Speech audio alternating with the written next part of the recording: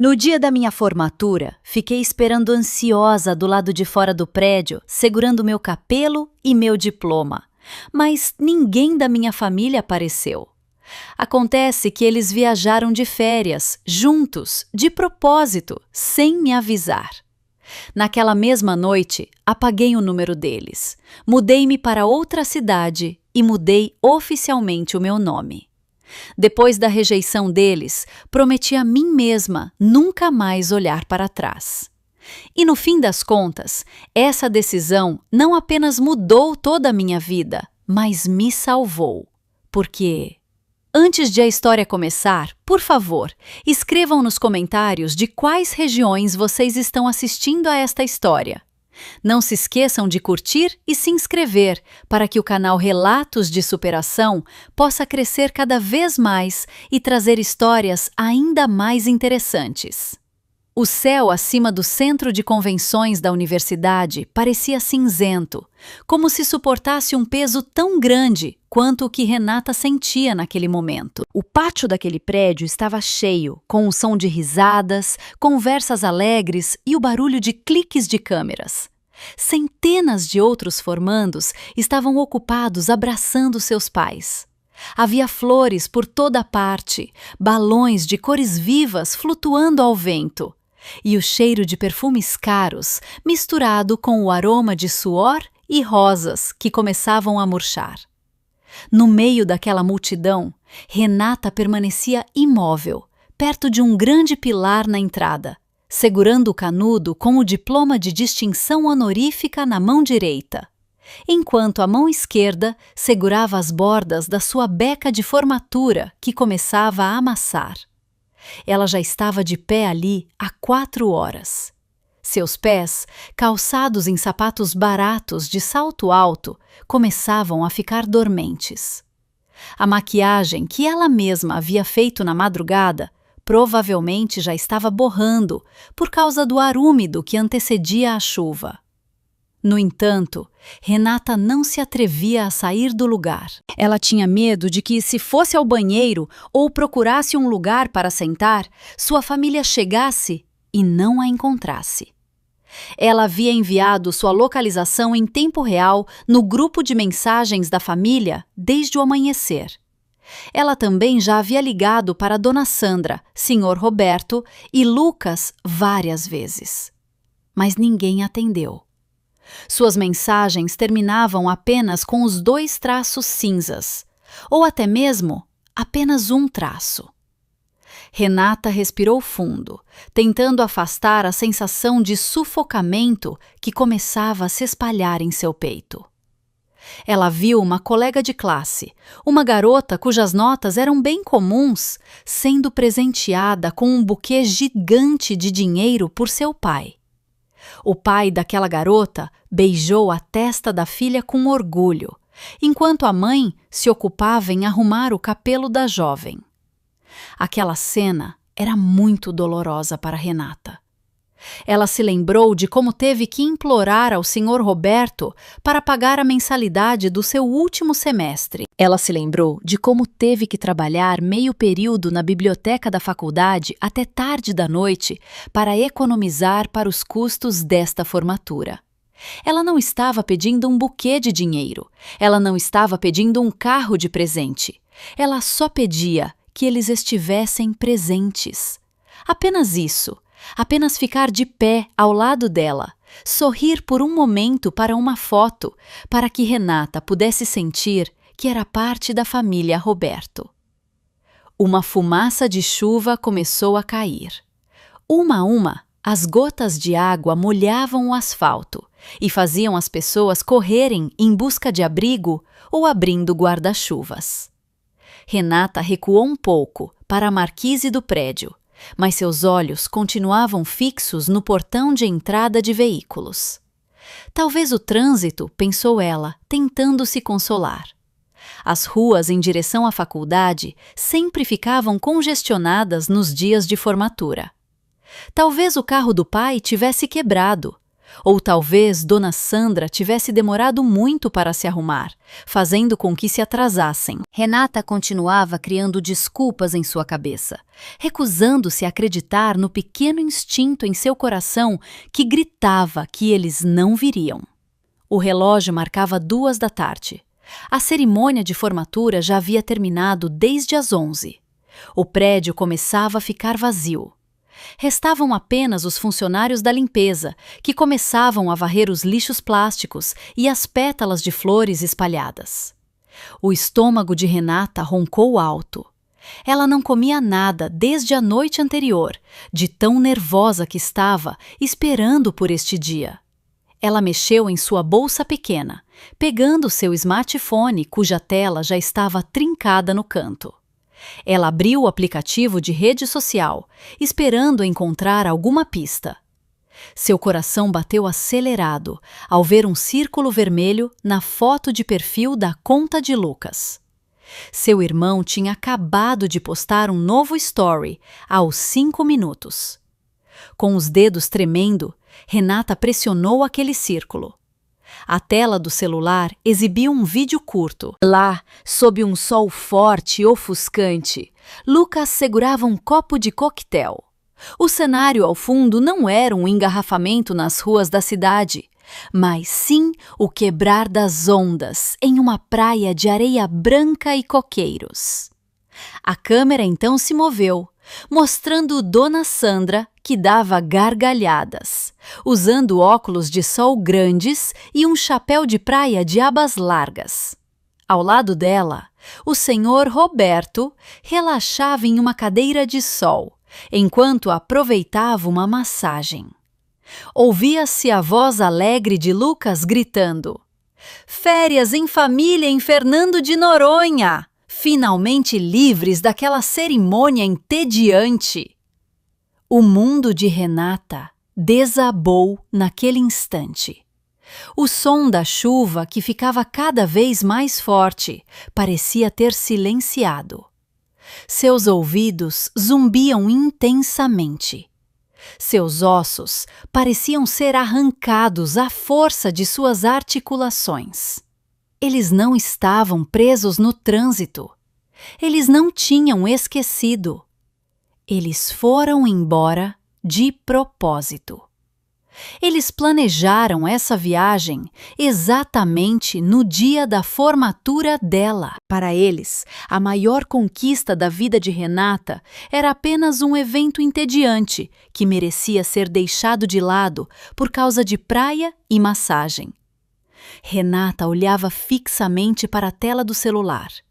Não havia nenhum sentimento de culpa no rosto deles. Dona Sandra parecia extremamente feliz, muito mais feliz do que quando estava em casa. O senhor Roberto parecia calmo. Lucas parecia satisfeito. Eles eram a família perfeita, sem a Renata.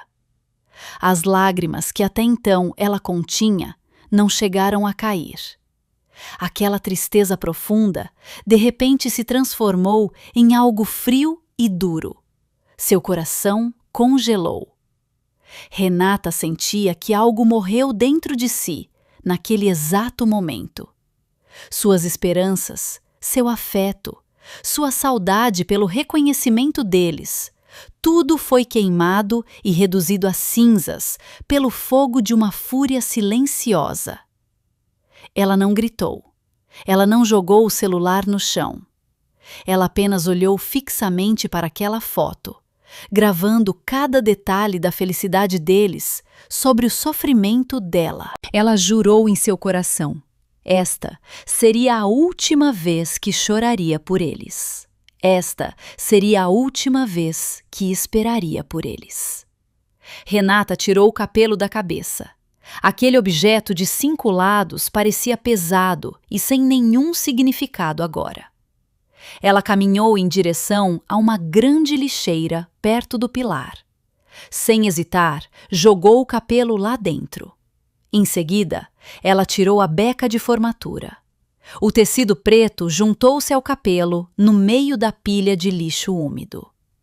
Agora, ela vestia apenas uma roupa simples e uma saia que ela mesma havia costurado. Ela pegou seu diploma, tirou-o do canudo, dobrou-o com cuidado e o guardou na bolsa. O canudo vazio ela também jogou fora. Renata não precisava mais daqueles símbolos. Ela não precisava da validação de ninguém. Seus passos a levaram para fora da área do prédio, enfrentando a chuva que agora caía intensamente. Ela não se importava se a maquiagem estava borrada ou se suas roupas estavam ensopadas. Caminhou até o ponto de ônibus mais próximo. Dentro do ônibus frio, Renata retirou o chip do seu celular, quebrou o pequeno cartão em duas partes e o derrubou no chão do ônibus. Ela apagou todos os aplicativos de redes sociais, deletou todos os números de contato de sua família e desligou o aparelho. Ela queria desaparecer.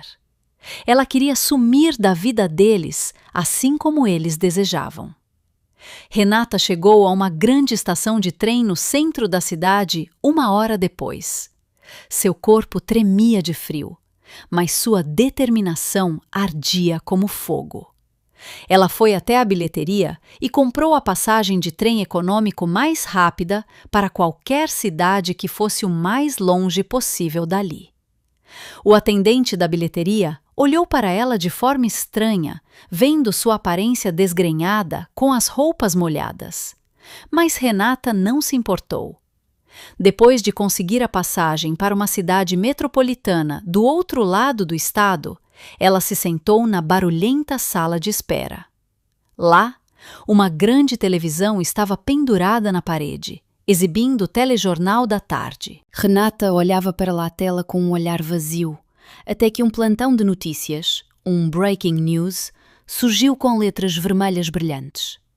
O apresentador de notícias, com um rosto sério, relatava a ocorrência de um grande incêndio. O coração de Renata parou de bater ao ver o local do incêndio. Era a casa dela, a casa da família Roberto. As imagens na tela mostravam o fogo consumindo o imóvel de 2 andares com violência.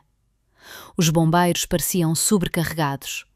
O repórter no local dizia que suspeitava-se que o incêndio tivesse sido causado por um curto-circuito grave na rede elétrica. O repórter continuava seu relato com um tom trágico.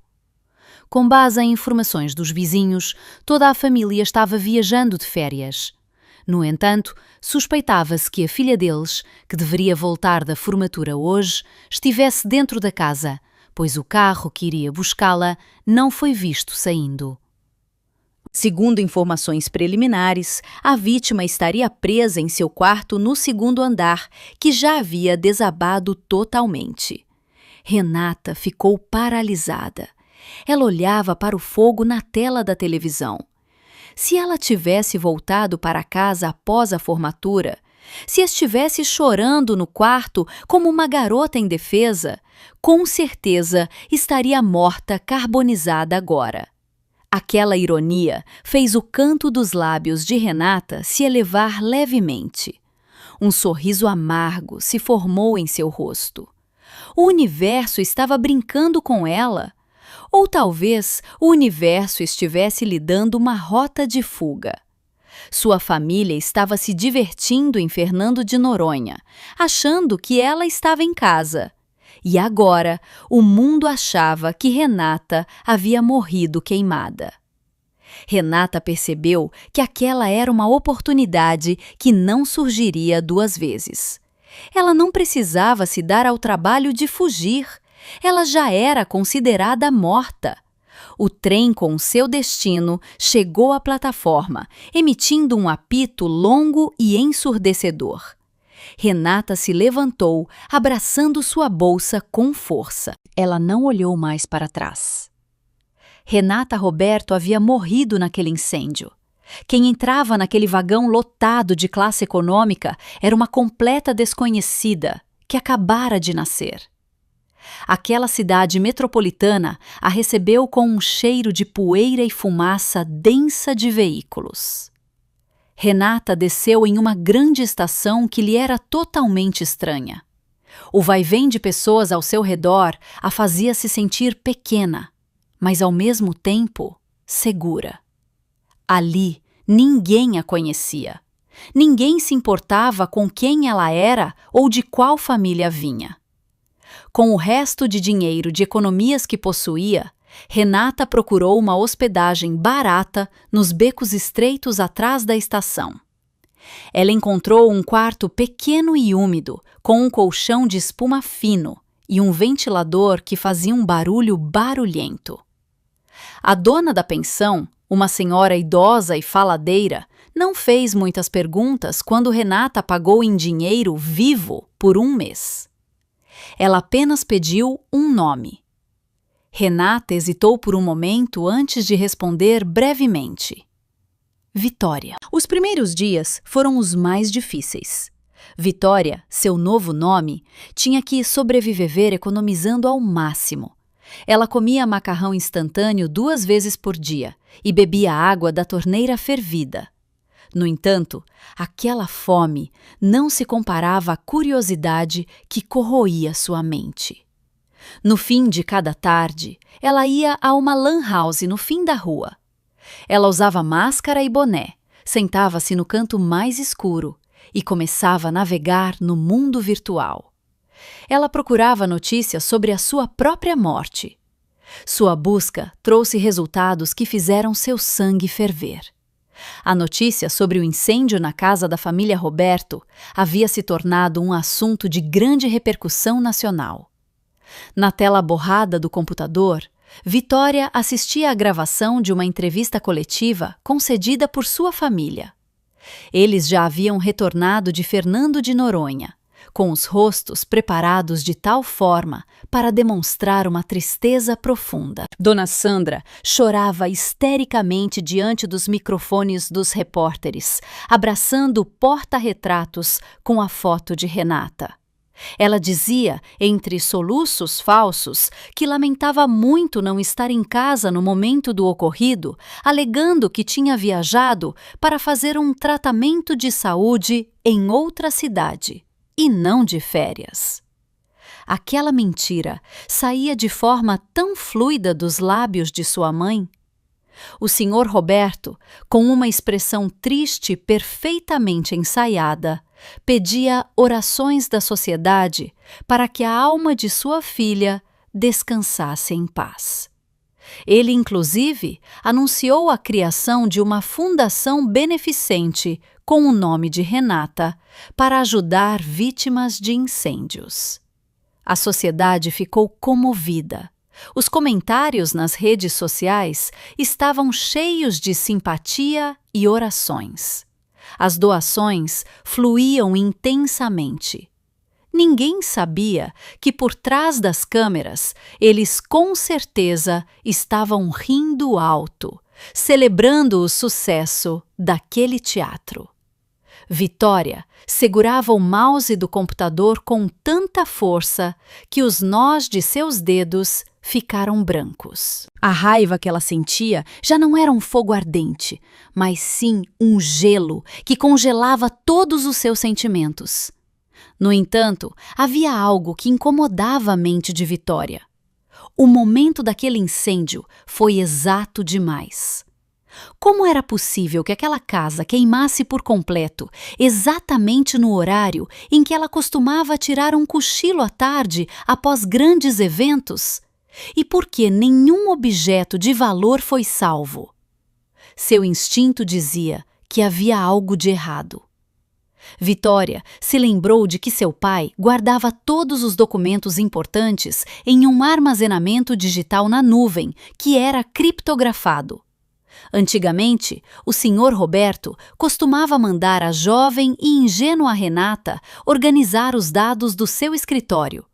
Por isso, Renata sabia de cor a combinação da senha de seu pai, que sempre usava a data do término do relacionamento com a amante dele, que Renata havia descoberto no passado.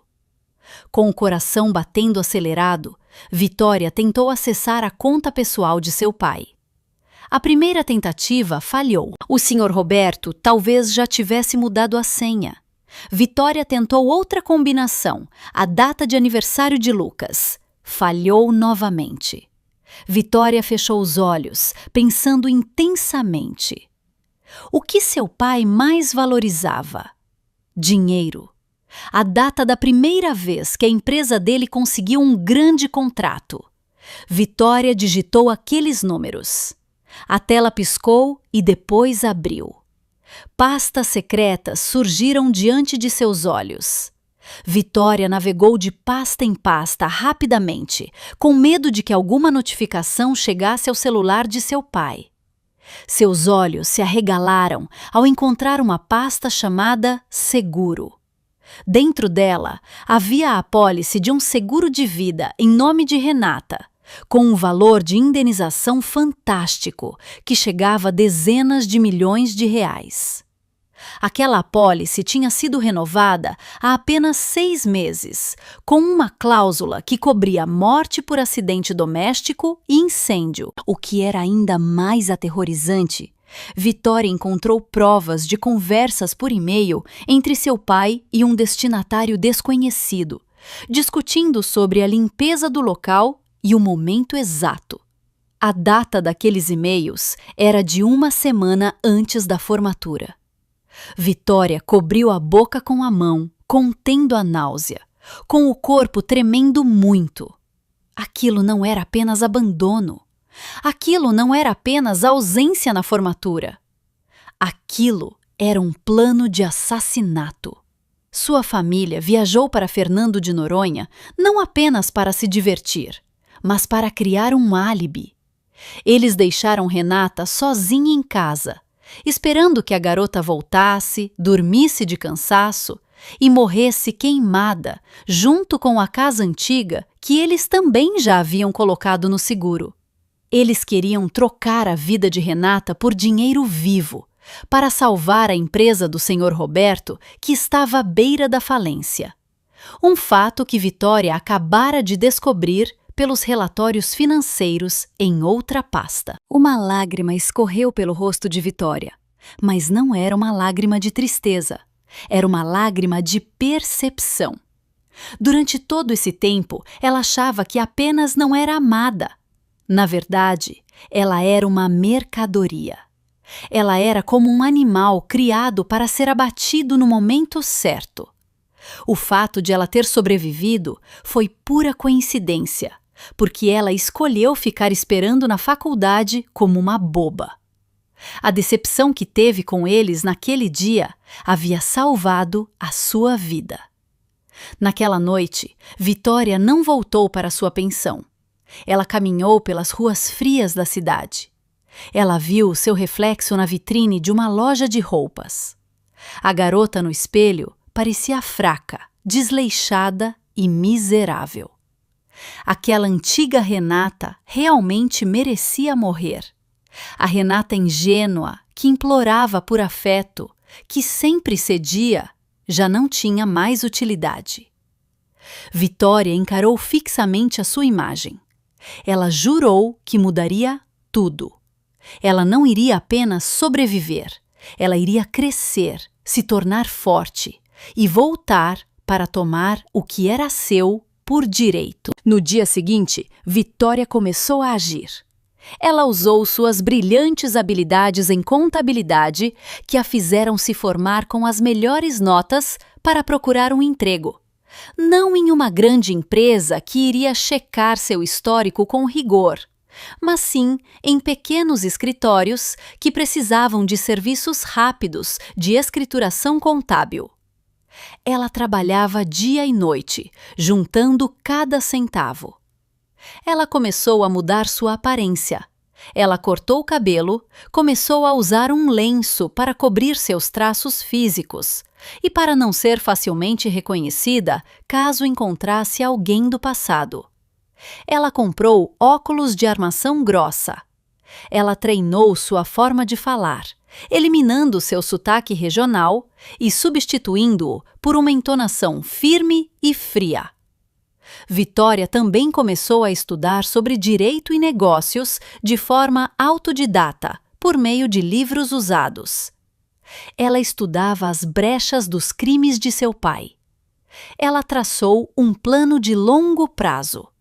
Ela sabia que não podia lutar contra eles agora. Ela era apenas um grão de poeira, comparada ao poder do dinheiro do seguro que a família Roberto agora possuía. Ela precisava de tempo.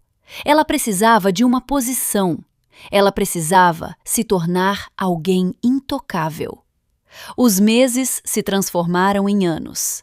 As notícias sobre a morte de Renata sumiram aos poucos, encobertas por novos acontecimentos. A família Roberto ficava cada vez mais rica. A empresa deles ressurgiu das cinzas graças à injeção de dinheiro novo vindo da morte da filha. Eles apareciam frequentemente em revistas de negócios, elogiados como uma família de empresários resilientes diante das provações. Vitória recortava cada artigo sobre eles e os colava na parede do seu quarto de pensão, que agora já era um pouco mais digno. Aqueles rostos sorridentes serviam de combustível para ela todas as manhãs. 5 anos se passaram.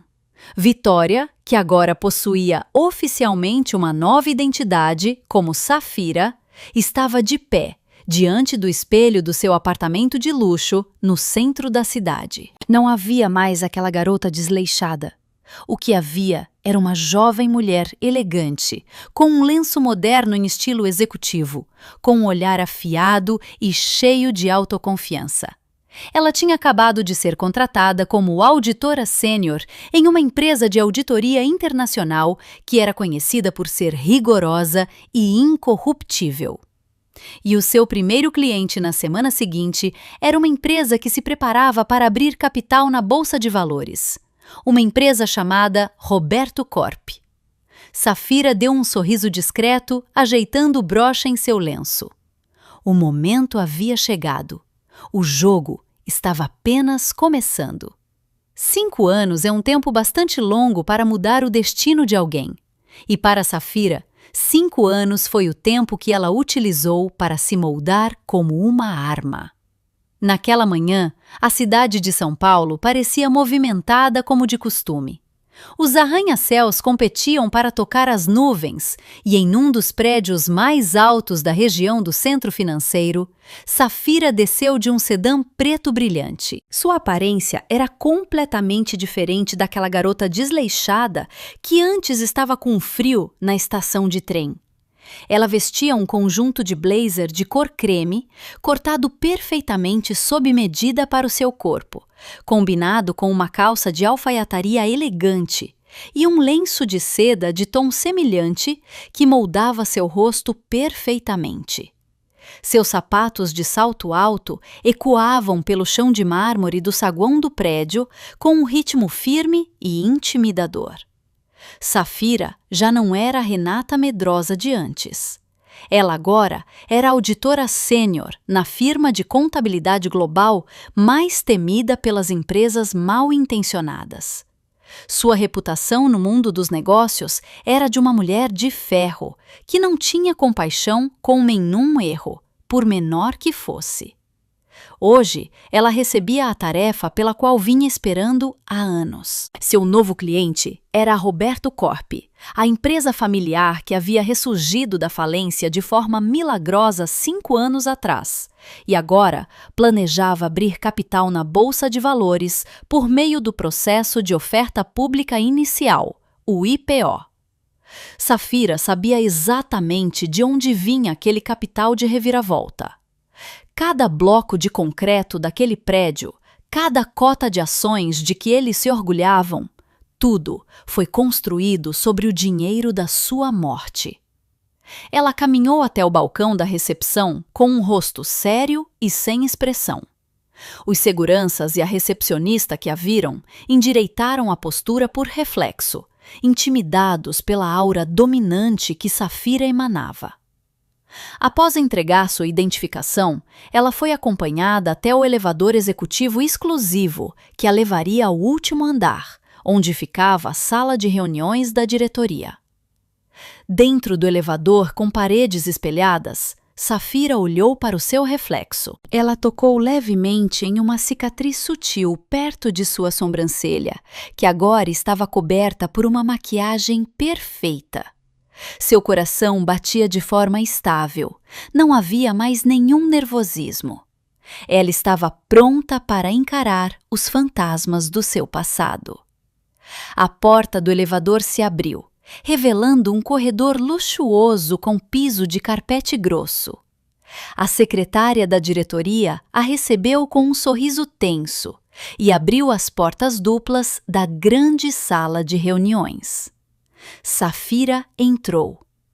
O ar dentro da sala parecia frio por causa do ar-condicionado que estava regulado no máximo. Na extremidade da longa mesa de madeira de mogno, estavam sentadas 3 pessoas que ela conhecia muito bem. O senhor Roberto ocupava a cadeira principal, parecendo mais velho, mas seus olhos ainda emanavam a mesma ganância de antes. À sua direita estava sentada Dona Sandra, cujo rosto parecia esticado de forma artificial, provavelmente resultado de alguns procedimentos estéticos caros. À esquerda estava sentado Lucas, que agora vestia um terno caro, embora sua postura continuasse parecendo desleixada e sem autoridade. As 3 pessoas olharam para trás quando Safira entrou. Houve uma pausa de alguns segundos que parecia um silêncio absoluto. Safira pôde ver as linhas na testa do Sr. Roberto enquanto aquele homem idoso a encarava. Havia um lampejo de reconhecimento nos olhos deles, uma sensação familiar incômoda, mas eles logo a descartaram. Para eles, Renata havia virado cinzas 5 anos atrás. Além disso, a mulher de pé diante deles era elegante demais, autoconfiante demais e bonita demais para ser a Renata maltratada que eles costumavam ignorar no passado. Safira deu um sorriso discreto, um sorriso profissional que não chegava aos seus olhos. "Bom dia, senhores", cumprimentou Safira com uma voz firme e imponente.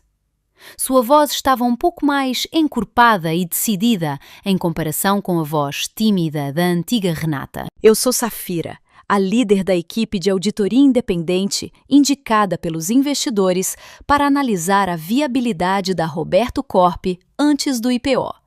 Estou aqui para garantir que nenhum centavo sequer seja ocultado na contabilidade de vocês." O senhor Roberto se levantou e estendeu a mão com uma risada, tentando quebrar o clima tenso da sala. "Ah, senhora Safira, já ouvimos falar da sua excelente reputação. É um grande prazer trabalhar com a senhora. Por favor, sente-se. Garantimos que a nossa empresa é extremamente limpa e transparente."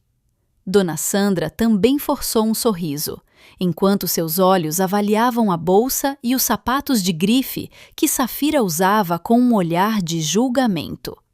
Lucas apenas acenou com a cabeça com desleixo, enquanto mexia em uma caneta cara em suas mãos. Safira apertou a mão de seu pai. A pele da mão do senhor Roberto parecia fria e úmida. Uma sensação de repulsa subiu pela nuca de Safira, mas ela se conteve. Ela olhou diretamente nos olhos do senhor Roberto, aplicando um aperto de mão firme o suficiente para fazer aquele homem idoso contrair o rosto levemente. "Espero que sim, senhor Roberto, porque se eu encontrar uma única irregularidade que seja, garanto que o sonho de vocês de abrir capital na Bolsa de Valores será destruído por completo." Aquela frase não era apenas um aviso profissional. Era uma ameaça pessoal oculta. Dona Sandra pareceu um pouco ofendida com o tom de fala afiado de Safira. Ela pigarreou de leve, ajeitando seu lenço luxuoso. "Nós somos uma família honrada, senhora Safira. Construímos este negócio com muito trabalho e honestidade, após a tragédia que abalou a nossa família no passado. Nós perdemos a nossa filha. Então, sabemos muito bem o significado de valorizar a vida e a integridade. Safira conteve a vontade de rir alto ao ouvir aquela hipocrisia.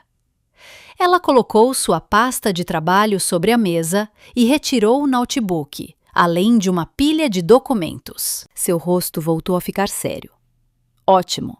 Sendo assim, se vocês não estão escondendo nada, este processo de auditoria será rápido. Mas já aviso que o meu método é extremamente minucioso.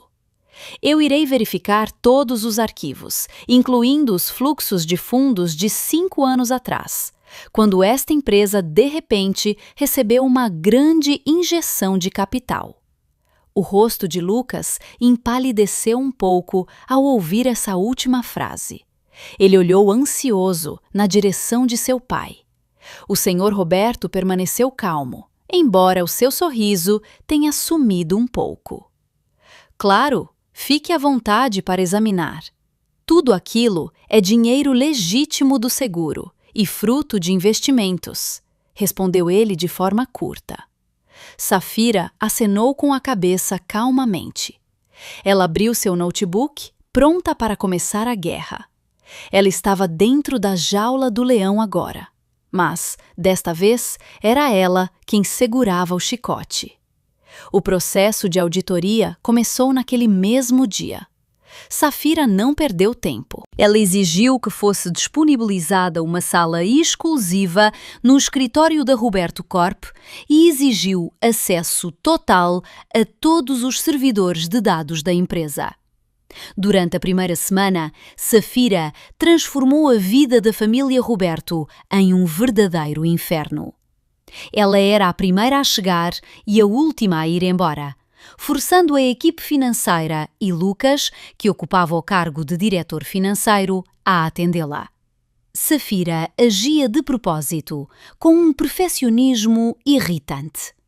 Ela pedia documentos físicos cheios de poeira do depósito. Mandava Lucas procurar recibos insignificantes que estavam perdidos e questionava cada despesa, por menor que fosse. Lucas era o seu alvo principal nesta fase inicial. Safira sabia que seu irmão não era cuidadoso e entrava em pânico facilmente.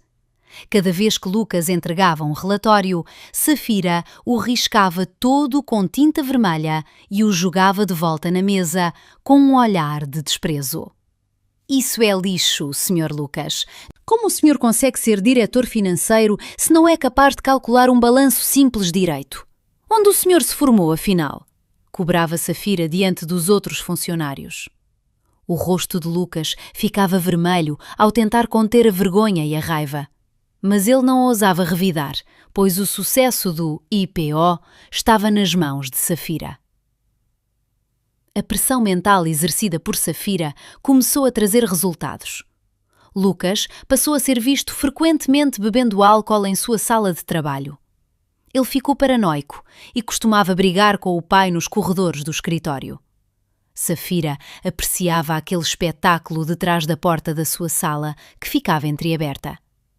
A família que antes parecia unida naquela crueldade, agora começava a rachar por causa da pressão do trabalho. No entanto, o objetivo principal de Safira não era apenas deixá-los estressados. Ela estava procurando por provas concretas. Ela sabia que o dinheiro do seguro da sua morte era o capital inicial, mas ela precisava de provas de fluxo financeiro que os vinculassem ao ato criminoso do incêndio da casa. Na segunda semana, enquanto fazia hora extra sozinha no escritório silencioso da Roberto Corp, Safira conseguiu invadir a camada mais profunda do servidor pessoal do Sr. Roberto, que estava conectado à rede da empresa. Aquele homem idoso era astuto o suficiente para não guardar provas em um computador de fácil acesso. Mas ele era orgulhoso demais para apagá-las de forma definitiva. O Sr. Roberto tinha o hábito de guardar troféus de suas vitórias em formato de arquivos digitais. Safira vasculhou as pastas antigas, datadas do ano de 2020, o ano em que ela havia se formado. Seus olhos captaram uma transação suspeita, registrada em um livro-caixa oculto que estava escondido. Havia uma despesa no valor de R$ 500 mil, na mesma data do dia da sua formatura. A descrição da transação dizia apenas serviços de consultoria de segurança. Safira rastreou o número da conta do beneficiário e o nome registrado. Com suas habilidades de perícia digital, ela descobriu que aquela conta pertencia a alguém chamado Jorge, um criminoso reincidente em casos de incêndio criminoso que já havia falecido na prisão por motivo de doença. Aquela era uma grande pista. Mas ainda não era forte o suficiente para incriminá-lo judicialmente, pois Jorge já estava morto e não podia testemunhar. Safira não desistiu. Ela continuou cavando. Ela procurou por dados de backup do sistema de câmaras de segurança da antiga casa deles. A polícia, na época, declarou que as câmaras haviam sido destruídas pelo fogo. Verificando o sistema, Safira sabia que seu pai sempre mantinha um backup automático em um armazenamento na nuvem. E dito e feito. Dentro de uma pasta oculta que tinha o nome de Lembranças, Safira encontrou um arquivo de vídeo que estava corrompido. Seu coração acelerou. Ela usou um software de recuperação de dados para corrigir aquele arquivo. O processo levou 2 horas angustiantes. Quando a barra de progresso atingiu 100%, o vídeo se abriu. A imagem era em preto e branco e um pouco granulada, mas nítida o suficiente para ver o que tinha acontecido. O vídeo era datado do dia da sua formatura. Às 10 da manhã, algumas horas antes de sua família partir para Fernando de Noronha. Na tela, via-se claramente a figura de Dona Sandra caminhando pelo corredor do 2º andar da casa deles. Ela carregava um pequeno galão que estava escondido atrás de sua bolsa grande. Dona Sandra parou em frente à porta do quarto de Renata. Safira prendeu a respiração. Seus olhos arderam. No vídeo, Dona Sandra aparecia batendo na porta do quarto, certificando-se de que não havia ninguém lá dentro. Em seguida, aquela mulher despejou um pouco de líquido daquele galão sob a fresta da porta. Depois disso, ela retirou uma chave reserva do bolso de sua roupa, inseriu-a na fechadura e a girou 2 vezes. O som daquele clique da chave parecia ecoar através da tela do notebook. Dona Sandra trancou aquela porta por fora. Ela queria garantir que Renata ficaria encurralada caso a garota voltasse para casa e entrasse no quarto para dormir. O rosto de Dona Sandra no vídeo parecia frio, sem nenhum arrependimento. Ela, inclusive, aproveitou para arrumar o cabelo no espelho do corredor antes de caminhar para longe, deixando o quarto que ela mesma havia preparado para ser o caixão de sua filha. Safira cobriu a boca com a mão trêmula. Durante todo esse tempo, ela suspeitava que seu pai era o mentor principal. Mas ver as mãos de sua própria mãe trancando aquela porta trazia uma dor diferente. A dor de ver desaparecer a última pequena esperança de que talvez sua mãe estivesse apenas seguindo ordens. Acontece que não. Sua mãe era a executora. Safira copiou aquele vídeo em 3 pendrives diferentes e o enviou para o seu servidor pessoal que era seguro. Aquela era a sua carta na manga. Aquela era a arma que ela usaria para cortar a cabeça daquela serpente. No entanto, ela ainda não iria revelar aquilo agora. Ela queria brincar um pouco mais de tempo. Ela queria ver os membros daquela família se destruindo uns aos outros antes de dar o golpe final. Na manhã seguinte, Safira entrou na sala de reuniões com um semblante renovado e um sorriso misterioso. Em suas mãos, ela trazia uma pequena caixa de presente que estava embrulhada com cuidado.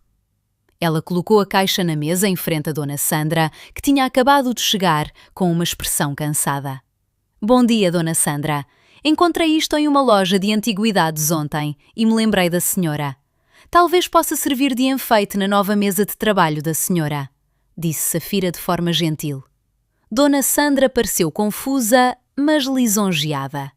Puxa, que gentileza! Muito obrigada, Safira. Ela abriu a caixa cheia de entusiasmo. No entanto, assim que a tampa da caixa se abriu, o rosto de Dona Sandra ficou pálido como cera. Ela soltou um grito curto e deixou a caixa cair no chão. De dentro dela caixa, rolou um cadeado antigo que estava queimado pelo fogo. Era uma réplica exata do cadeado do quarto de Renata no passado. O que foi, Dona Sandra? Há algo de errado? Perguntou Safira com um tom de inocência forçado, enquanto seus olhos a encaravam fixamente, apreciando o medo puro que começava a tomar conta dos olhos daquela senhora idosa. Dona Sandra olhava para Safira com horror, com os lábios tremendo, como se estivesse vendo um fantasma. O jogo psicológico tinha acabado de começar, e Safira tinha acabado de lançar os seus primeiros dados.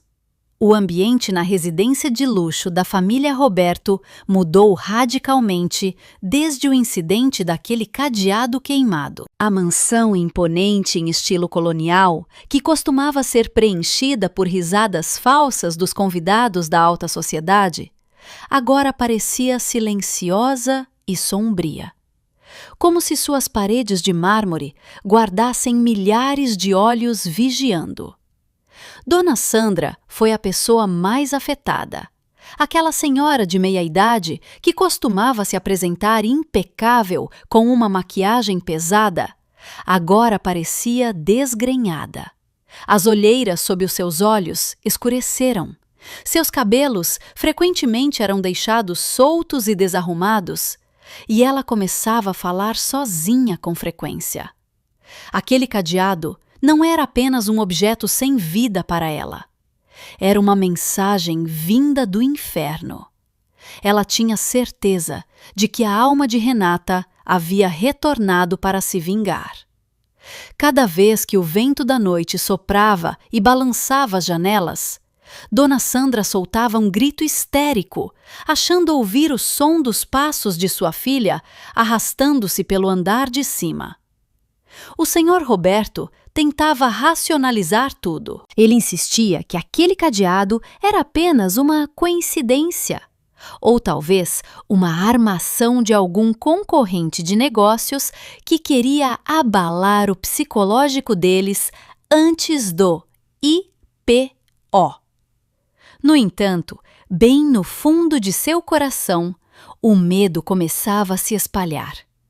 Ele ordenou aos seguranças que reforçassem a vigilância, aumentou o número de câmeras em cada canto e chegou a alugar cães de guarda. No entanto, o terror provocado por Safira não era um terror comum que pudesse ser contido por portões de ferro ou latidos de cães. O inimigo deles já estava dentro dos muros de defesa, sentando-se confortavelmente na sala de reuniões do escritório deles todos os dias, sorrindo de forma amigável, enquanto segurava a lâmina pronta para tirar a pele deles lentamente. Safira saboreava cada segundo daquela destruição mental. Em seu apartamento, ela montava o plano seguinte com a precisão de um artista. Ela não queria acabar com eles de imediato. Ela queria que eles sentissem o mesmo medo que Renata sentiu ao se ver presa naquele quarto, trancado, sozinha, esperando que as chamas a consumissem. Safira preparou a segunda encomenda. Desta vez, ela enviou diretamente para o endereço da casa deles, utilizando o serviço de um entregador de aplicativo de forma anônima. A encomenda chegou em um fim de tarde de sábado, no momento em que toda a família estava reunida na tensa sala de estar. O funcionário da casa trouxe uma caixa de papelão grande que estava embrulhada em papel pardo simples, sem o nome do remetente. Lucas, que segurava um copo de uísque com a mão trêmula, mandou o funcionário abri-la. Assim que a fita adesiva foi aberta, um cheiro forte de queimado tomou conta do ambiente de imediato. Um cheiro de tecido queimado misturado com gasolina. Dona Sandra cobriu o nariz, com os olhos arregalados de horror. O funcionário retirou o conteúdo de dentro. Uma beca de formatura preta, que estava pela metade carbonizada, com as bordas cheias de cinzas escuras. Na altura do peito daquela beca, destacava-se um broche de identificação que ainda brilhava limpo, onde se lia Renata Roberto, summa cum laude. O grito de Dona Sandra quebrou o silêncio daquela tarde. Ela jogou um vaso de flores na direção da beca, gritando repetidamente para que aquele objeto fosse queimado e jogado para bem longe. Ela está aqui! Ela voltou! Aquela garota maldita voltou! Exclamava histérica, enquanto puxava os próprios cabelos. O senhor Roberto ficou com o rosto pálido, com as mãos fechadas com tanta força que suas unhas se cravavam na palma da mão. Ele sabia perfeitamente que aquela beca deveria ter sido destruída 5 anos atrás, ou pelo menos seria impossível estar ali. Quem quer que tivesse enviado aquilo conhecia o segredo deles. Quem enviou sabia que Renata não tinha morrido em um acidente comum. O desespero ficava ainda maior à medida que Dona Sandra começava a chamar curandeiros e paranormais para casa. A mansão luxuosa agora ficava cheia de fumaça, de incensos e rituais. Safira escutava tudo aquilo por meio de um dispositivo de escuta micro que ela havia colado embaixo da mesa da sala de visitas, quando fez uma visita na semana passada, sob o pretexto de entregar alguns documentos pendentes. Ouvir os delírios de medo de sua mãe através dos fones de ouvido em seu apartamento confortável lhe trazia uma satisfação peculiar. Antigamente, ela implorava pela atenção de sua mãe. Agora, ela tinha toda aquela atenção na forma de puro pavor. Enquanto isso, Lucas escolhia outro tipo de fuga. Ele não suportava o ambiente da casa, que parecia uma casa mal assombrada. Todas as noites, ele passava o tempo em uma casa noturna exclusiva, afogando seus pensamentos em garrafas de bebidas caras e música em um volume ensurdecedor. Ele sentia que estava sendo vigiado por onde quer que fosse. A imagem de sua irmã silenciosa e sempre obediente continuava a persegui-lo. Lucas se lembrava de como costumava mandar Renata fazer os seus trabalhos da faculdade no passado, de como ele ignorava a garota que não tinha amigos. O sentimento de culpa, misturado com o medo da prisão, o deixava quase louco. Naquela noite, em meio ao som das batidas graves da música que ecoavam em seu peito, o celular de Lucas vibrou no bolso do seu paletó. Ele ignorou, achando que era uma ligação de seu pai mandando voltar para casa. No entanto, o aparelho vibrou novamente, e mais uma vez. Irritado, Lucas puxou o celular para fora.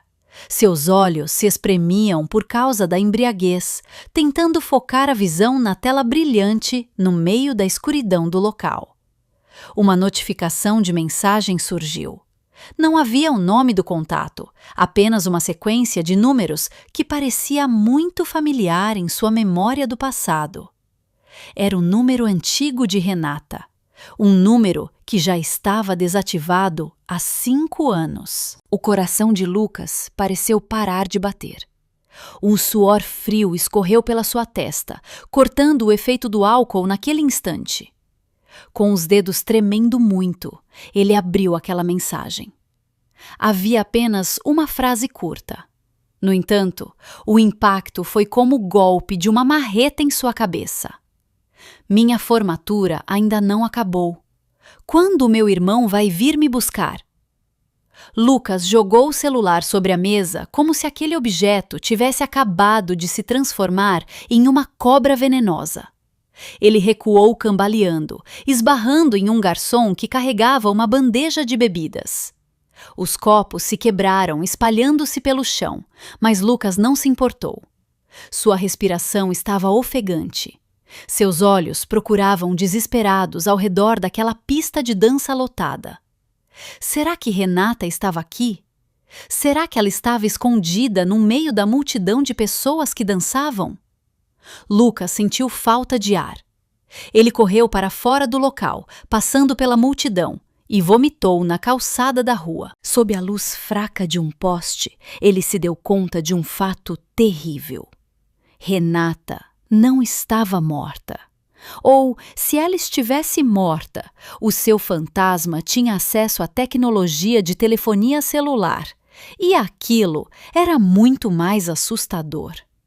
Aquele terror era real, e o alvo não era apenas a sanidade deles, mas a vida deles. Do outro lado da rua, de dentro de um automóvel sedã preto estacionado em uma vaga escura, Safira abaixou um pouco o vidro da janela. Ela observava a figura deplorável de seu irmão, que estava de joelhos no asfalto, chorando de medo. Safira desligou seu segundo celular, o aparelho que ela tinha acabado de usar para enviar aquela mensagem de terror, utilizando um número virtual que ela manipulou para que parecesse o número antigo de Renata. Seu rosto estava sério, sem compaixão. Um alvo já tinha cedido. Faltava apenas um pequeno empurrão para fazê-lo se despedaçar por completo. O sol da manhã entrava pelas cortinas da janela do escritório da Roberto Corp, mas não trazia alívio para Lucas. Ele estava sentado em sua cadeira com o semblante desgastado. Os resquícios da bebedeira da noite anterior ainda latejavam em sua cabeça. Diante dele, Safira mantinha uma postura perfeitamente ereta, revigorada, como se nada tivesse acontecido. Sobre a mesa entre eles repousava uma pasta vermelha grossa, e a porta da sala estava trancada. Safira exigiu uma reunião reservada com Lucas, sob a alegação de tratar de descobertas confidenciais da auditoria antes de reportá-las ao Sr. Roberto. Lucas, que ainda estava abalado pelo terror da noite anterior, apenas obedeceu, como um animal submisso. Sr. Lucas, a voz de Safira quebrou o silêncio, com um tom formal, porém afiado. Eu descobri algo muito interessante ao analisar o fluxo de caixa do departamento que o senhor lidera. Há uma divergência de dados bastante massiva durante os 2 últimos anos. Recursos operacionais foram transferidos para contas no exterior, que não constam como fornecedores da empresa. Safira abriu aquela pasta e exibiu as folhas de comprovação das transações. Os olhos de Lucas se arregalaram. Aquilo era a prova dos seus gastos com jogos. A comprovação do pagamento de seu estilo de vida luxuoso. A compra de um carro esportivo em nome de sua namorada. E as faturas de cartão de crédito que acumulavam valores altos. Durante todo esse tempo, Lucas vinha desviando dinheiro da empresa de seu pai, achando que, por ser filho do proprietário, ele tinha o direito de fazer isso. Ele também tinha certeza de que a contabilidade dupla que ele havia criado era cuidadosa o suficiente para enganar qualquer auditor. Ele estava totalmente errado. Diante de Safira, seus truques contábeis não passavam de rabiscos infantis. Isso eu posso explicar, senhora Safira. Trata-se apenas de um empréstimo temporário. Eu tinha a intenção de devolver após os bônus do IPO saírem. Lucas gaguejou, com o suor frio voltando a molhar a sua camisa. Ele sabia que seu pai não tinha conhecimento sobre aquilo. Se o senhor Roberto soubesse que ele desviou milhões de reais no momento em que a empresa passava por uma auditoria rigorosa, seu pai ficaria furioso. O senhor Roberto podia até gostar dele, mas o senhor Roberto amava muito mais o seu dinheiro. Safira deu um sorriso de canto, um sorriso que fez Lucas se encolher. Desvio de recursos da empresa no valor de 15 milhões de reais. Perante a lei criminal, a pena de prisão para isso é bastante longa, senhor Lucas.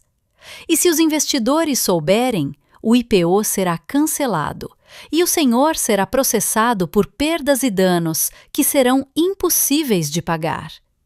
Sua carreira estará liquidada. Sua vida de luxo terá um fim. O senhor vai mofar em uma cela de prisão apertada, quente e com mau cheiro. Lucas desabou em sua cadeira, com o rosto pálido. Por favor, não relate isso ao meu pai ou aos investidores.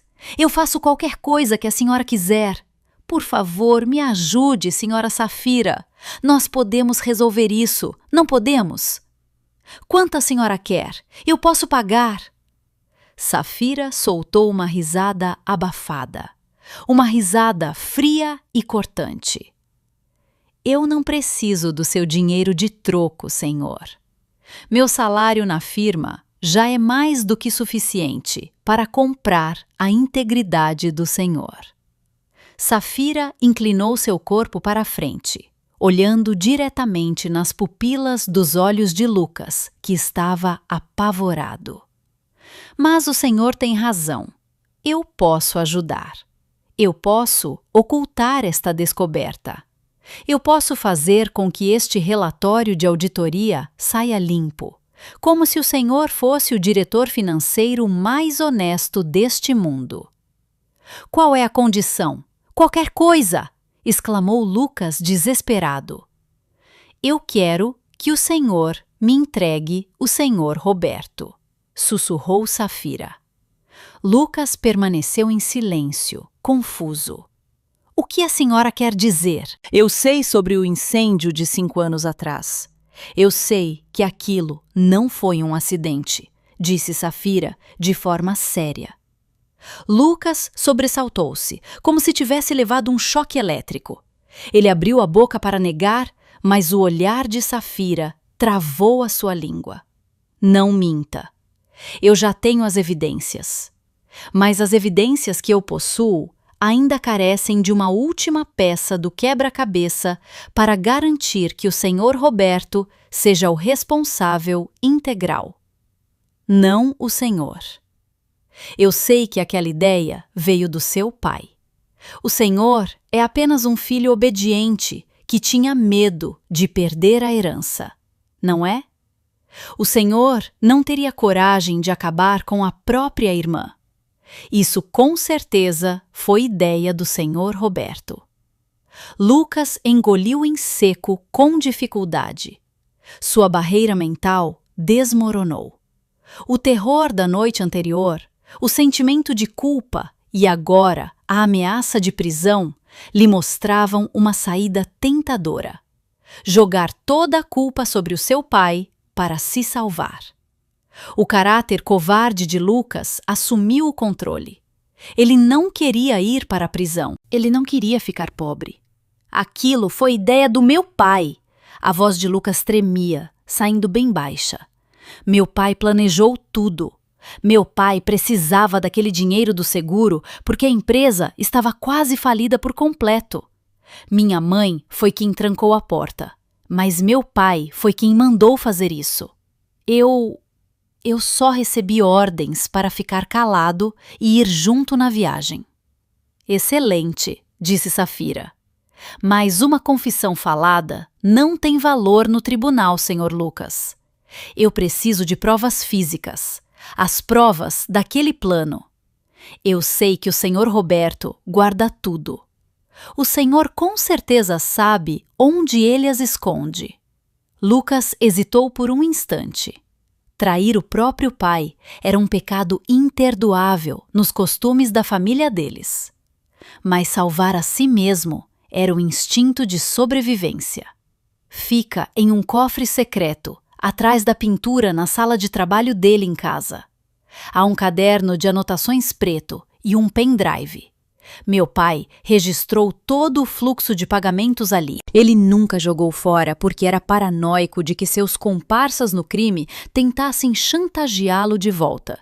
Por isso, ele guardou as provas do envolvimento deles. Safira acenou com a cabeça satisfeita. Ela retirou um pequeno aparelho gravador do bolso do seu blazer, que já estava ligado desde o início. A gravação da confissão de Lucas já estava armazenada de forma segura. Agora, escute-me com muita atenção. Hoje à noite, quando o senhor voltar para casa, pegue esses objetos. Amanhã cedo, traga-os para mim. Se o senhor fizer isso, este relatório sobre o desvio de dinheiro do senhor será destruído por mim. O senhor estará livre e o senhor, inclusive, poderá herdar o que restar da empresa depois que o seu pai for detido.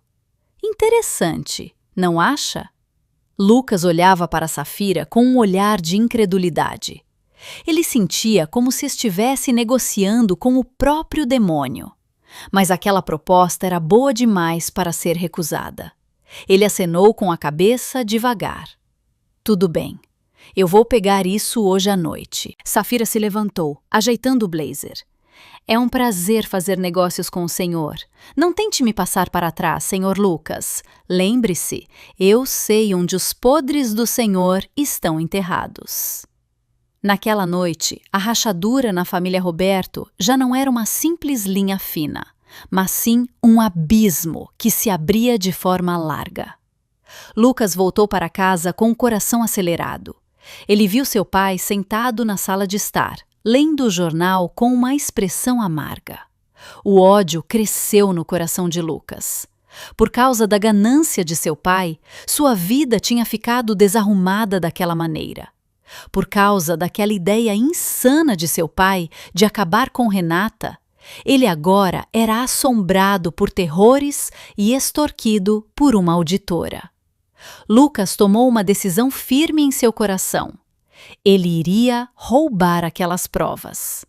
Ele iria entregar o próprio pai em troca de sua própria liberdade. Sem que Lucas percebesse, de trás da janela de seu quarto escuro do outro lado da cidade, Safira já ouvia aquela gravação da conversa repetidas vezes. A voz trêmula de Lucas, confessando tudo, soava como música clássica em seus ouvidos. O plano de destruição a partir de dentro tinha funcionado. Amanhã ela teria a chave para o fim deles em suas mãos. E quando isso acontecesse, não haveria mais lugar para se esconder para o Sr. Roberto e Dona Sandra. O destino já não caminhava devagar. Ele vinha correndo, veloz, em direção à porta da frente da casa deles. A noite do jantar de gala para celebrar a oferta pública inicial de ações da Roberto Corp foi realizada com um luxo que ultrapassava o bom senso. O salão de festas do Hotel 5 Estrelas, no centro de São Paulo, foi transformado em um mar de ouro e cristais. Lustres gigantes brilhavam no teto, refletindo a luz no chão de mármore polido e liso.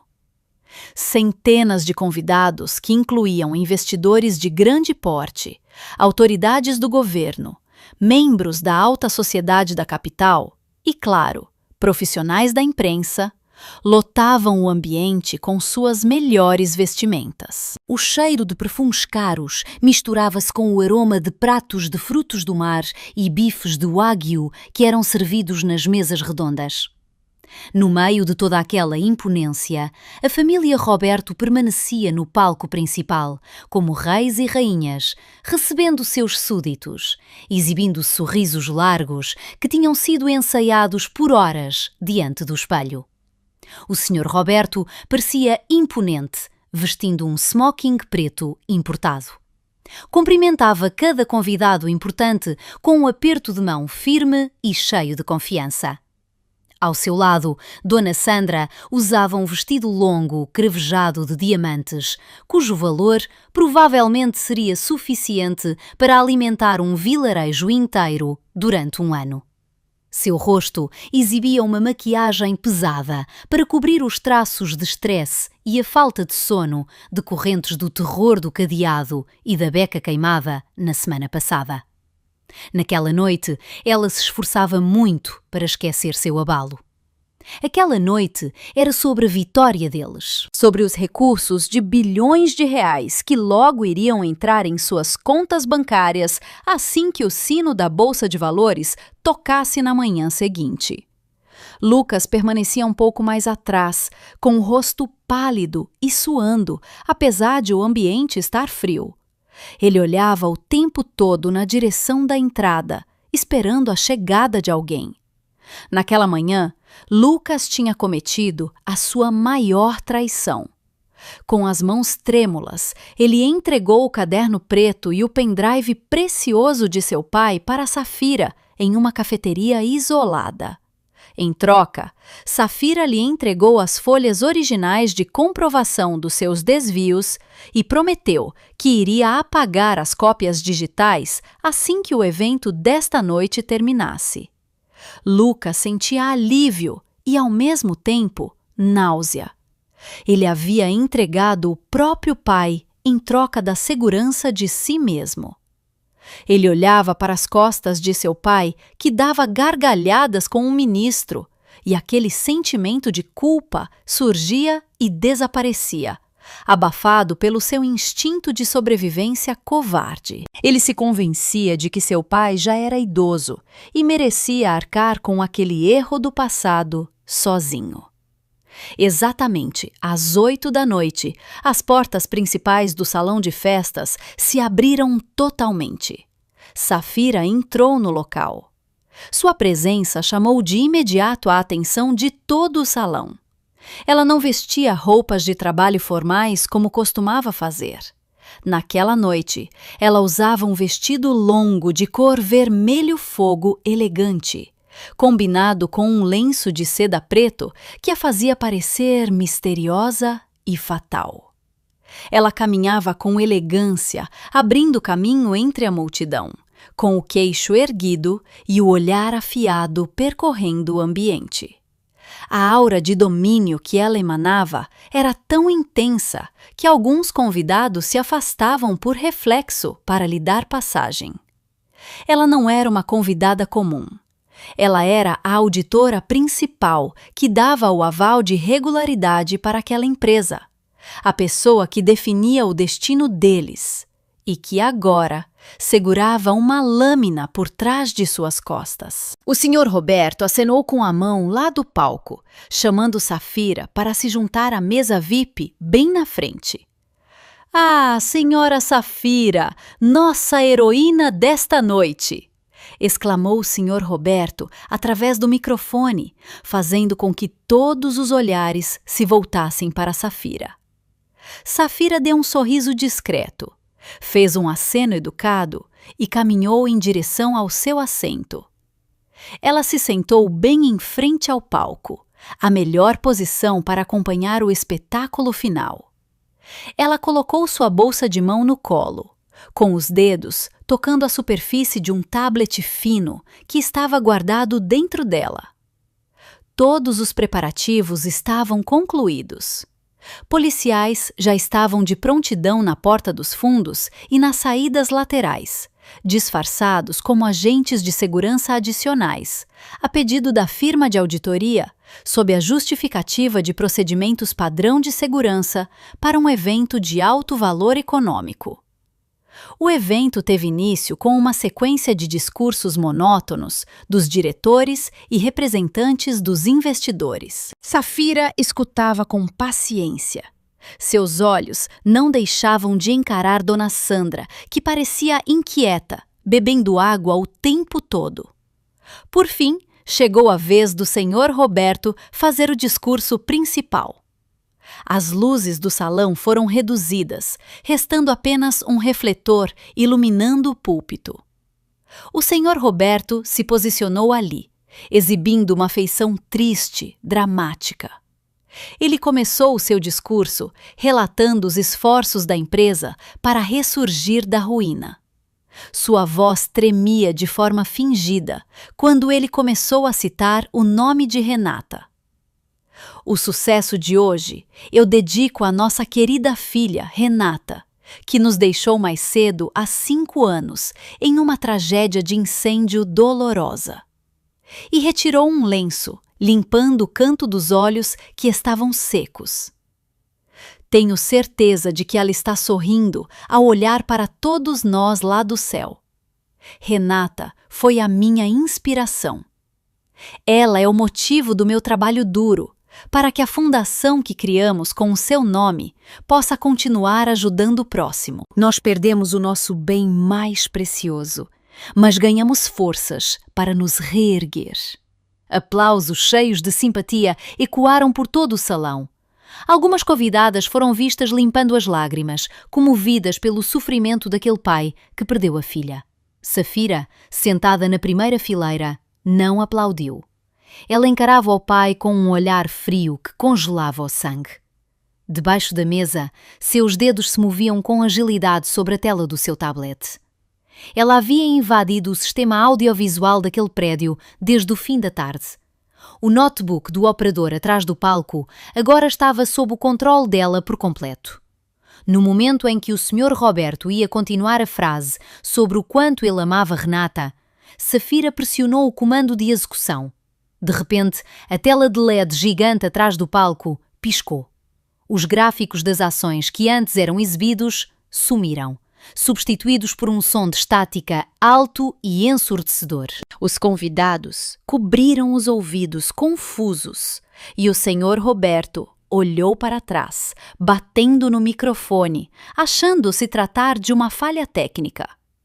Peço desculpas, há um pequeno problema técnico. Por favor, produção, corrijam isso, disse nervoso. No entanto, a tela não se apagou. Pelo contrário, aquela tela começou a exibir um vídeo em preto e branco que era borrado, mas nítido. O vídeo das câmeras de segurança do corredor da casa deles de 5 anos atrás. E um silêncio tomou conta do salão. Milhares de pares de olhos fitavam a tela gigante. Lá, via-se com clareza a figura de Dona Sandra mais jovem, carregando o galão de gasolina. O vídeo era exibido em velocidade normal. Todos os presentes puderam ver com clareza o momento em que Dona Sandra despejou aquele líquido sob a porta do quarto. Depois, inseriu a chave e a girou. O som do clique da chave, amplificado pelo sistema de som do prédio, ecoou como a explosão de uma bomba nos ouvidos dos convidados. Naquele vídeo também constavam a marcação de hora e data correspondentes ao dia da morte de Renata. Antes mesmo que aquele espanto diminuísse, a imagem da tela mudou. Desta vez não era um vídeo, mas sim a digitalização de documentos do caderno preto do Sr. Roberto e comprovantes de transferências bancárias. Na tela, exibia-se claramente a movimentação da conta do Sr. Roberto para a conta em nome de Jorge, o incendiário da casa, junto com uma anotação de memorando: quitação de serviços prestados para limpeza da casa de Renata. Ao lado, surgiu a cópia da apólice de seguro de vida de Renata, que foi recebida uma semana após o ocorrido, com a assinatura do Sr. Roberto, aprovando a liquidação da morte por negligência. O tumulto estourou de imediato. Gritos, sussurros de espanto e exclamações de revolta se misturaram. Os investidores se levantaram, com os rostos vermelhos de raiva por se sentirem enganados. Os repórteres, que antes pareciam sonolentos, correram em direção ao palco, com suas câmeras registrando aquela tela gigante, repetidas vezes. Os flashes das câmeras transformaram o ambiente em uma completa desordem. O senhor Roberto recuou cambaleando, com o rosto pálido como um cadáver. Ele olhava para aquela tela com a boca aberta, sem acreditar que o seu segredo mais oculto agora era uma exibição pública. Dona Sandra soltou um grito histérico, cobrindo o rosto com as mãos, e desmaiou na cadeira do palco. Porém, ninguém foi ajudá-la. Lucas, vendo aquela ruína, tentou se esquivar, descendo do palco para fugir, mas suas pernas estavam sem forças. Ele percebeu que, embora tivesse entregado aquelas provas, ele ainda assim seria arrastado por aquela onda de destruição. No meio daquela confusão, apenas uma pessoa permanecia calma. Safira tomava o seu suco de laranja devagar, apreciando a cena da queda de um império que foi erguido sobre as cinzas de seus próprios ossos. O palco do teatro daquela família feliz havia desmoronado, e a cortina da verdade havia sido aberta da maneira mais brutal. A desordem dentro do salão atingiu o seu ponto mais alto. O som das sirenes da polícia começou a ser ouvido ecoando do lado de fora do saguão do hotel, passando pelas paredes isoladas. Os funcionários da segurança do hotel estavam sobrecarregados, tentando conter os investidores furiosos que tentavam subir ao palco para exigir explicações. O Sr. Roberto, que acabara de recobrar a consciência de seu choque inicial, olhou ao redor em pânico. Ele viu sua esposa e seu filho já sem reação. Seu instinto covarde tomou o controle. Ele não se importou com Dona Sandra, que estava desmaiada. Pulou do palco, tentando passar pela multidão em direção à porta de saída de emergência ao lado da cozinha. No entanto, seus passos foram interrompidos. No meio da multidão apavorada, a figura de uma mulher vestindo vermelho fogo permanecia firme, bloqueando o seu caminho. Aquela era Safira. Ela estava de pé com serenidade, como se fosse uma rocha no meio de uma tempestade. Seu olhar penetrava fixamente na direção do senhor Roberto. A distância entre eles era de apenas alguns metros. No entanto, parecia um abismo de separação entre o céu e o inferno. O senhor Roberto parou com a respiração ofegante. Sua gravata estava torta e o cabelo bagunçado. Sua imponência sumiu sem deixar vestígios. Saia! Saia da frente! Esbravejou o senhor Roberto com uma voz rouca. Ele tentou empurrar Safira, mas aquela mulher não se moveu 1 milímetro sequer. 2 pessoas da polícia à paisana, que já estavam de prontidão perto de Safira, deram um passo à frente. Mas Safira ergueu a mão, fazendo um sinal para que eles permitissem que ela falasse primeiro. Você, sibilou o senhor Roberto, com os olhos fixos em Safira. Foi você quem fez tudo isso. Foi você quem sabotou o meu evento. Quem é você, afinal? Por que você quer destruir a minha vida? O que eu te fiz? Eu te paguei muito bem. Safira soltou uma risada fraca, uma risada seca e sem humor. Ela deu um passo à frente devagar, fazendo o senhor Roberto recuar até que suas costas batessem na mesa de buffet.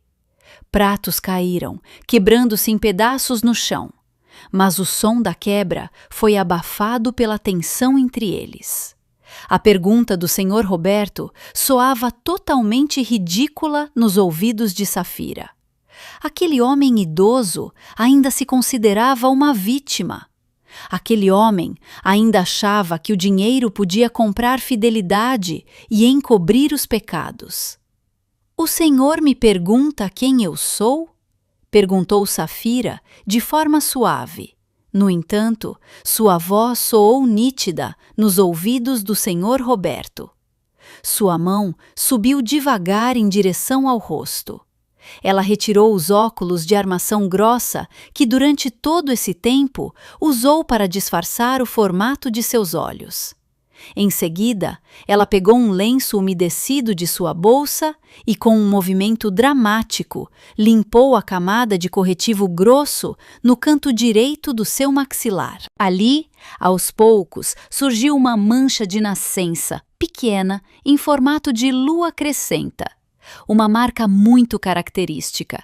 A marca que no passado costumava ser ridicularizada pelo Sr. Roberto como um sinal de azar. O Sr. Roberto arregalou os olhos. Sua respiração travou na garganta. Seus joelhos tremeram muito, tanto que ele precisou se segurar na borda da mesa para não cair.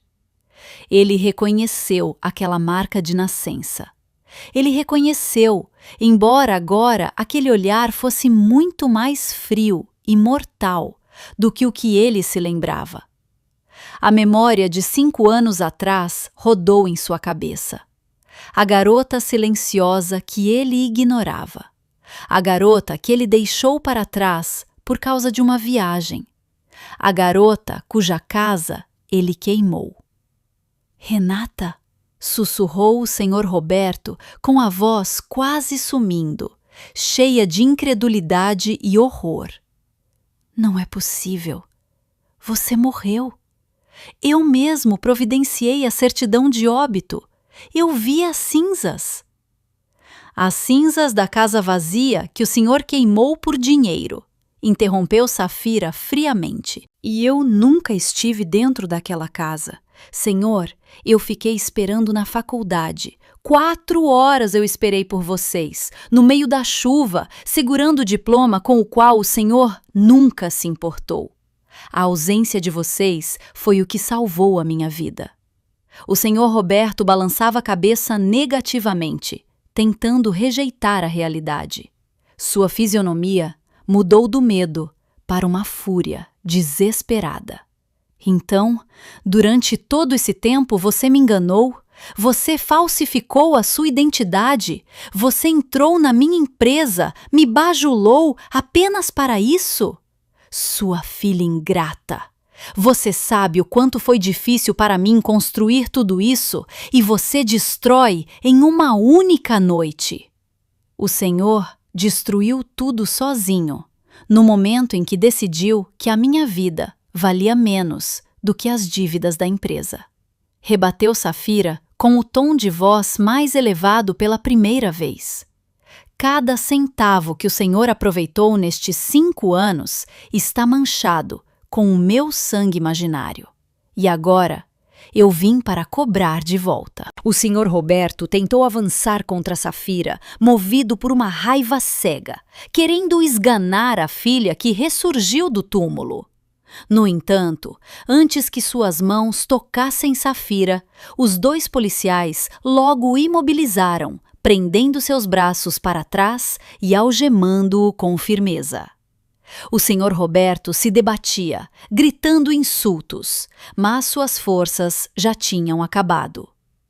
Do outro lado do salão, policiais fardados começaram a entrar.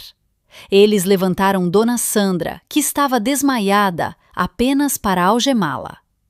Dona Sandra soltou um grito histérico ao recobrar os sentidos e ver a polícia, gritando pelo nome de seu marido.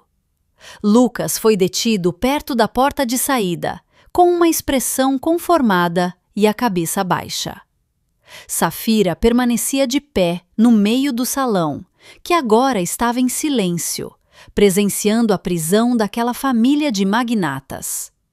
Ela olhava para o pai que era levado pela polícia. O Sr. Roberto olhou para trás, encarando Safira com um olhar cheio de ódio e confusão. Antes de ser empurrado para fora da porta, o Sr. Roberto gritou mais uma vez. Por que, Renata? Por que você teve coragem de fazer isso com os seus próprios pais? Safira caminhou um pouco mais para perto, o suficiente para que seu pai pudesse ouvir suas últimas palavras antes que as portas da prisão se fechassem para aquele homem para sempre. Ela aproximou seu rosto, olhando firme dentro dos olhos vermelhos de seu pai. Porque eu sou o seu melhor investimento que o Senhor não soube aproveitar, pai. O Senhor me ensinou que o dinheiro é tudo. Então eu aprendi muito bem. Usei essa inteligência que herdei do Senhor para contabilizar cada pecado de vocês. E esta noite é a data de vencimento. A polícia levou o Sr. Roberto para fora. O homem gritava, mas sua voz logo foi abafada pela multidão de repórteres que o cercavam. Safira permaneceu sozinha no meio daquele salão destruído. Ela respirou fundo, sentindo o ar agora muito mais leve. Seu disfarce tinha caído. Sua identidade falsa já não era mais necessária. No meio da ruína da reputação de sua família, Renata se sentia verdadeiramente viva pela primeira vez. Ela deu meia volta, pegou sua bolsa e caminhou para fora por uma porta diferente, deixando seu passado que agora era conduzido em direção às grades de ferro. Naquela noite de prisão, tornou-se o início de um pesadelo longo e real para a família Roberto. Os flashes das câmeras dos repórteres que ofuscavam os olhos no salão do hotel agora tinham sido substituídos pelas luzes de neon brancas que zumbiam de forma sombria no corredor da delegacia.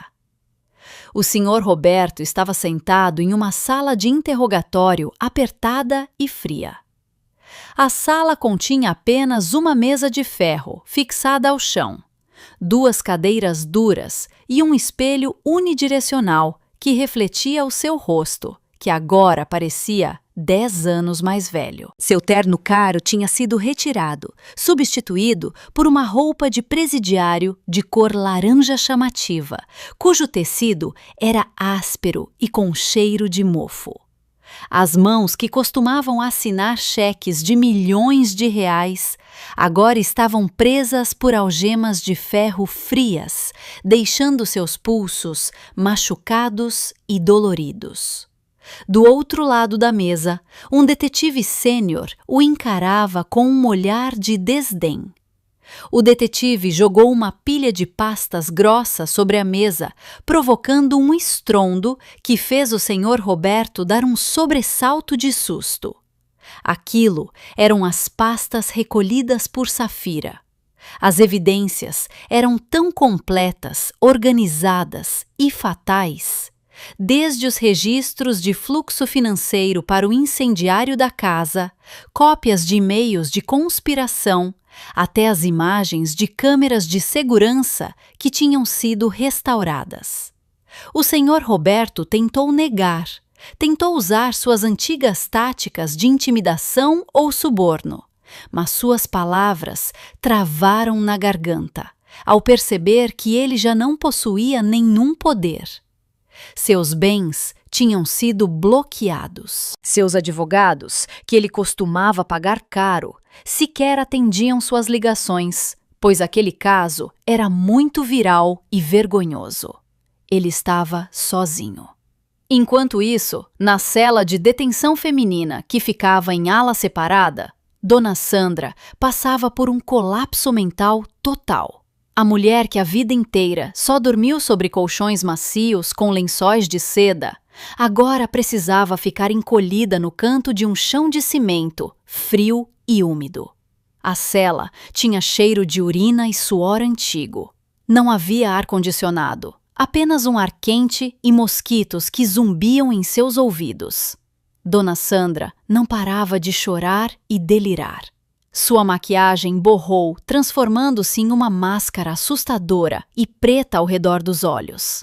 Ela passava o tempo batendo na porta de ferro, gritando por seus funcionários para lhe trazerem água gelada. Porém, ninguém aparecia, exceto pelos gritos ásperos do carcereiro, mandando que ela ficasse quieta. Em sua mente, a imagem de Renata continuava a girar. Não a Safira que estava imponente no salão de festas, mas sim a imagem de Renata pequena que ela costumava maltratar. A Renata jovem que ela trancou no quarto e a imaginação aterrorizante sobre Renata queimando. O medo de fantasmas que ela sentiu durante semanas por causa do terror provocado por Safira agora se acumulava em uma paranoia permanente. Cada vez que ela fechava os olhos, ela via fogo. Cada vez que abria os olhos, via grades de ferro. Ela começava a culpar o seu marido. Ela passava a gritar que tudo aquilo tinha sido ideia do senhor Roberto, que ela apenas tinha sido envolvida, que ela não tinha culpa. Sua voz ecoava pelos corredores da prisão, servindo de distração trágica para as outras detentas que a escutavam. Lucas passava por uma situação não menos deplorável. Ele foi colocado em uma cela superlotada, junto com criminosos comuns. Seu corpo, que nunca passou por esforço físico, tornou-se alvo fácil de intimidação dos outros detentos. Ele, que estava acostumado a viver no luxo e ser mimado, agora precisava disputar por porções de comida cujo sabor era insosso e escasso. Um arroz duro, uma sopa que só continha água e algumas folhas murchas, além de um pedaço de acompanhamento frito demais. Ao tentar comer aquilo, ele se lembrava dos pratos caros que costumava desperdiçar em restaurantes no passado. O arrependimento que ele sentia não era por ter agido mal, mas sim por ter sido pego. Ele se arrependia de ter confiado em Safira. Ele achava que, ao entregar o próprio pai, ele estaria salvo. No entanto, Safira provou ser mais esperta. As provas de corrupção e desvios de recursos cometidos por Lucas também foram entregues à polícia, como um caso separado, porém agravante. Sua esperança de ficar livre e herdar a empresa foi destruída por completo. Ele era apenas um peão que foi capturado pela rainha naquele jogo de xadrez. Os meses se passaram com um processo de julgamento desgastante e vergonhoso. Cada vez que eles eram conduzidos para fora do carro de presos, em direção ao prédio do tribunal, a multidão já estava esperando. As pessoas jogavam ovos podres, tomates e gritavam insultos. O caso tornou-se um escândalo nacional. A sociedade estava revoltada ao ver como pais podiam ser capazes de acabar com a própria filha por causa do dinheiro de um seguro. Seus rostos estampavam cada primeira página de jornal com títulos que os humilhavam. Dentro da sala de audiências, o senhor Roberto, Dona Sandra e Lucas tinham que ficar sentados, escutando o promotor de justiça detalhar os seus crimes minuciosamente. O momento mais doloroso para eles não foi quando a sentença foi lida, mas sim quando Safira foi convocada como testemunha-chave. Safira compareceu vestindo uma roupa alinhada e elegante, com o semblante calmo e radiante. Ela prestou depoimento com uma voz clara e firme, relatando como ficou esperando no meio da chuva, como descobriu os fatos sobre aquele seguro e como reergueu sua vida do zero. Ela não parecia uma vítima infeliz. Ela parecia uma vencedora. Quando Safira olhou nos olhos deles, um por um, da cadeira de testemunhas, o senhor Roberto sentiu o peito apertar. Ele via que o fruto de sua criação, que teve mais sucesso, era justamente a filha que ele jogou fora. A inteligência de Renata, a frieza de Renata e a rigidez de Renata em se vingar eram um reflexo das características do próprio senhor Roberto, porém em uma versão muito mais perfeita. O juiz finalmente bateu o martelo. O martelo foi batido com um som que ecoou por todos os cantos da sala, servindo de aviso final para o futuro da família Roberto. O senhor Roberto foi condenado à prisão perpétua, sob a acusação de tentativa de homicídio qualificado de primeiro grau e fraude de seguro de grande escala. Dona Sandra recebeu uma pena de 20 anos de prisão como executora direta. Lucas foi condenado a 15 anos de prisão sob a acusação de associação criminosa e desvio de recursos corporativos. Não houve redução de pena. Não houve nenhuma compaixão. Todos os seus bens foram confiscados pelo Estado para ressarcir os prejuízos dos investidores e pagar as multas judiciais. A mansão de luxo, os carros esportivos, as joias de diamantes, as ações da empresa, tudo sumiu em um piscar de olhos. Os dias na prisão após a sentença foram o verdadeiro inferno. O senhor Roberto foi colocado em um bloco de isolamento por causa do risco de suicídio, depois que ele tentou bater a cabeça contra a parede da cela ao saber que seu patrimônio havia sido confiscado. Naquela solidão, sem dinheiro, sem poder e sem pessoas a quem pudesse dar ordens, o senhor Roberto, aos poucos, foi perdendo a sua lucidez. Ele costumava ficar sentado, encarando a parede vazia, com as mãos se movendo como se estivesse contando um dinheiro que não existia. Ele resmungava sobre ações, sobre o IPO, sobre lucros, preso em delírios de sua época de sucesso, que nunca mais voltaria. Ele envelheceu muito rápido. Seus cabelos ficaram totalmente brancos. Seus dentes começaram a cair por causa da má nutrição, e sua pele enrugou cobrindo os ossos. O magnata dos negócios, agora, era apenas um detento de número qualquer que não tinha importância.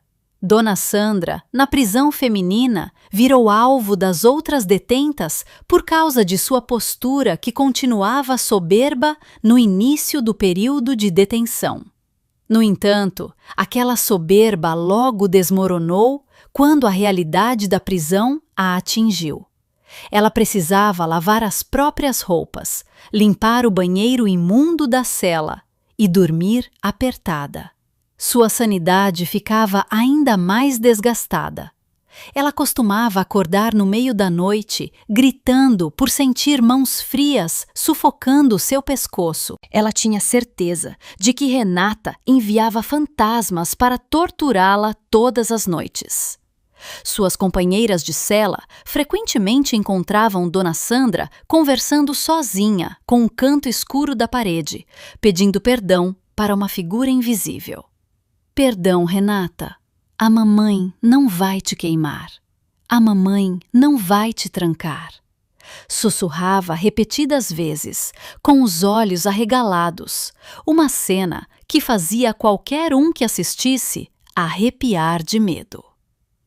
O destino não apenas retirou a sua liberdade, mas também retirou a sua lucidez. Lucas, que tinha o psicológico mais fraco, desmoronou fisicamente. Sem o álcool e o estilo de vida de festas, seu corpo passou por crises de abstinência graves nas primeiras semanas. Ele tremia, vomitava e tinha convulsões no chão da cela sem nenhum médico particular para atendê-lo. Depois que essa fase passou, ele se transformou em uma figura silenciosa e apavorada. Ele passou a ser o capacho dos detentos mais fortes, em troca de proteção. Ele precisava massagear os pés do chefe da facção da prisão, lavar os pratos deles e aceitar agressões caso cometesse o menor deslize.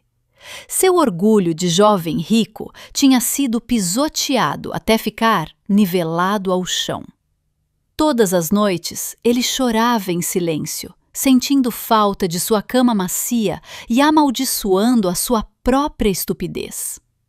Ele se dava conta de que, se naquele dia tivesse chamado Renata para ir junto à viagem, ou pelo menos tivesse buscado Renata na faculdade, sua vida não terminaria naquele buraco.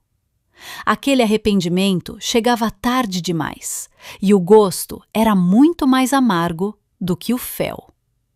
A família Roberto tinha sido destruída por completo, não restando uma única peça sequer. Eles estavam separados por trás de muros altos de concreto, passando o resto de suas vidas em um sofrimento lento e doloroso.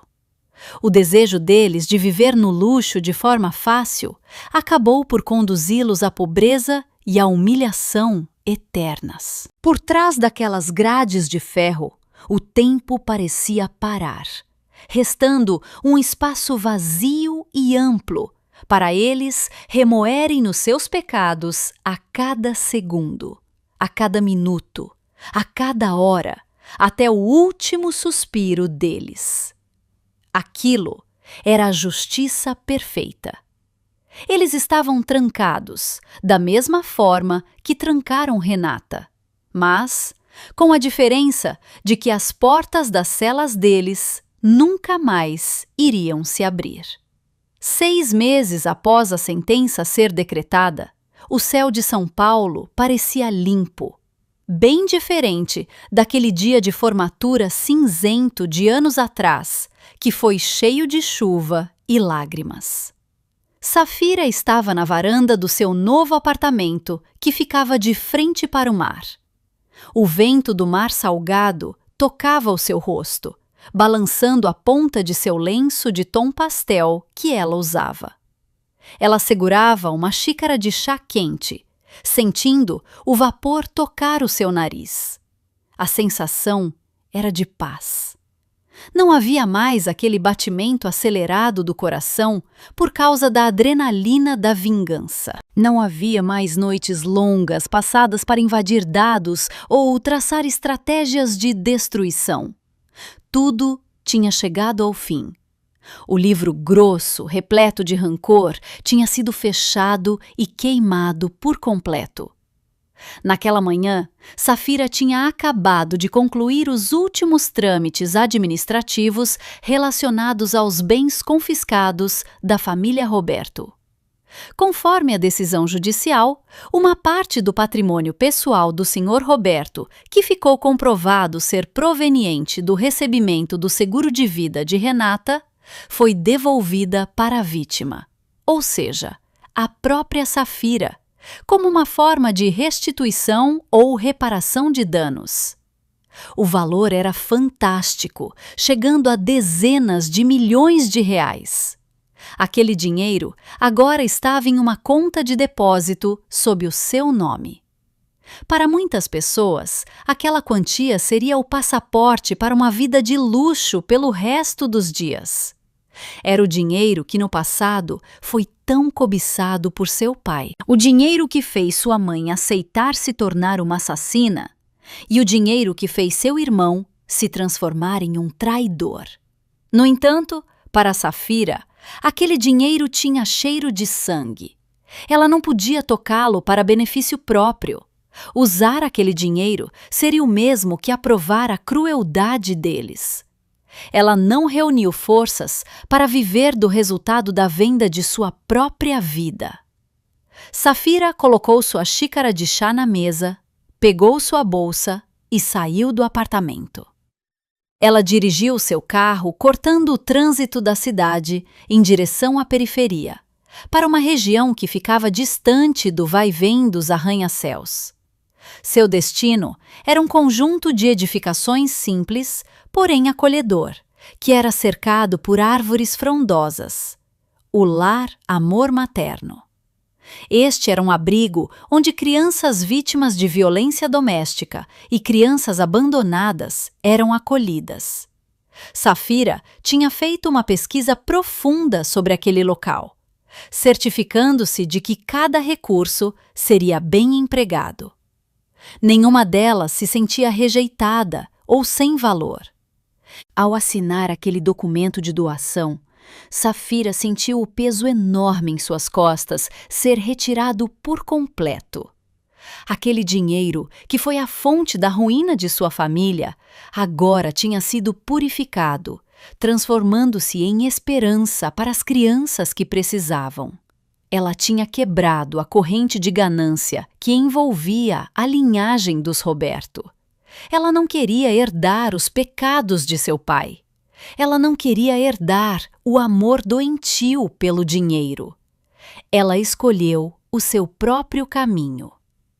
Ao sair do abrigo, o sol já começava a se deitar a oeste, emitindo uma luz dourada e calorosa. O celular de Safira tocou.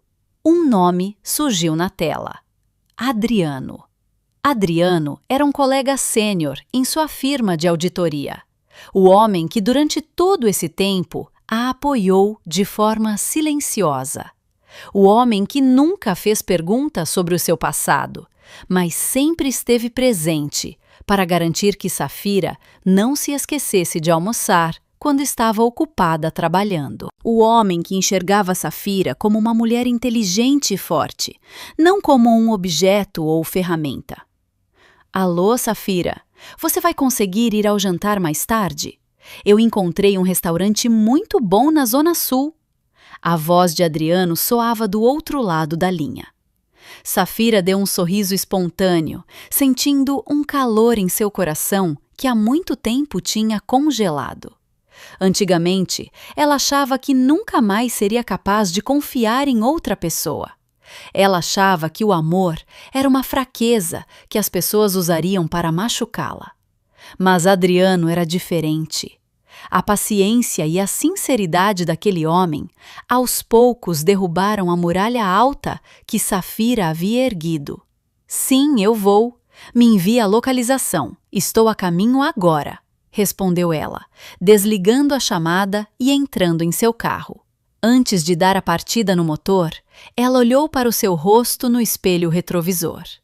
Ela viu o reflexo de seus próprios olhos. Não havia mais a Renata, aquela garota ingênua e miserável. Não havia mais a vítima de um incêndio. O que havia era apenas Safira, o nome que ela mesma escolheu, a identidade que ela construiu com o seu próprio suor e lágrimas. Ela tinha enterrado seu passado não apenas para sobreviver, mas para poder nascer de novo, como uma versão melhor de si mesma. A decisão de ir embora da faculdade naquele dia da formatura, a decisão de quebrar o chip do celular, a decisão de apagar os seus rastros, foram as melhores decisões que ela já tomou na vida. Se ela tivesse ficado, ela talvez já estivesse morta, reduzida a cinzas, ou viveria como uma marionete, com o psicológico torturado pelo resto da vida. Mas ao partir, ela descobriu a sua força. Ela descobriu que o seu valor não era definido pela família que a colocou no mundo, mas sim pelo que ela fazia com a sua vida. Safira deu a partida no motor do carro. O som suave do motor parecia agradável. Ela abaixou o vidro da janela, deixando o vento da tarde tocar o seu rosto, enquanto o carro começava a avançar, saindo do pátio do abrigo. Ela não olhou para trás. Não havia nada para ser visto ali. Seu passado já estava enterrado por trás das grades de ferro, junto com as pessoas que tentaram destruí-la. Diante dela, as ruas se estendiam amplas, retas e abertas. O futuro era uma tela em branco, pronta para ser pintada com as cores de felicidade que ela mesma escolhesse. Adeus, Renata, sussurrou baixinho, com sua voz sendo levada pelo vento e sumindo em meio ao barulho da cidade. E seja bem-vinda, vida. O veículo sedã acelerou, misturando-se ao fluxo de trânsito dinâmico da cidade, conduzindo Safira em direção ao seu compromisso de jantar, em direção a um sorriso verdadeiro, em direção a um afeto sincero e em direção a uma liberdade absoluta que nunca mais poderá ser tirada por ninguém.